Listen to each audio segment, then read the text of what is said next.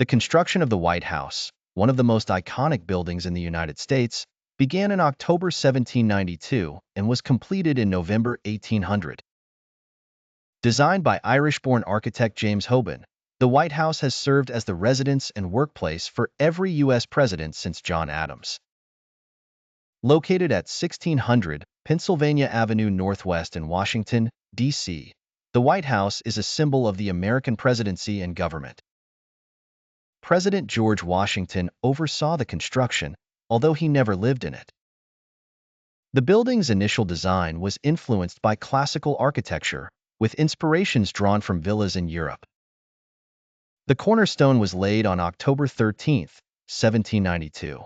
However, the building constructed then was much smaller compared to the White House today.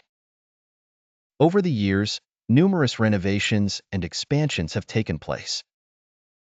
One of the most significant events in the history of the White House occurred during the War of 1812 when British troops set it on fire on August 24, 1814.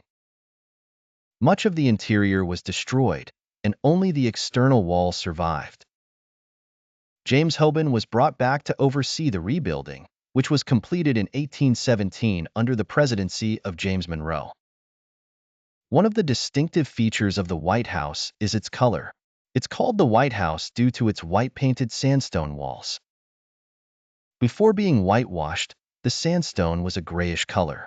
The tradition of repainting the house white has continued, and it is now a distinct part of the building's identity. Several presidents have made notable contributions to the building. Thomas Jefferson added the colonnades on the east and west wings. The West Wing was constructed under Theodore Roosevelt in 1902 and expanded significantly under William Howard Taft when the Oval Office was constructed.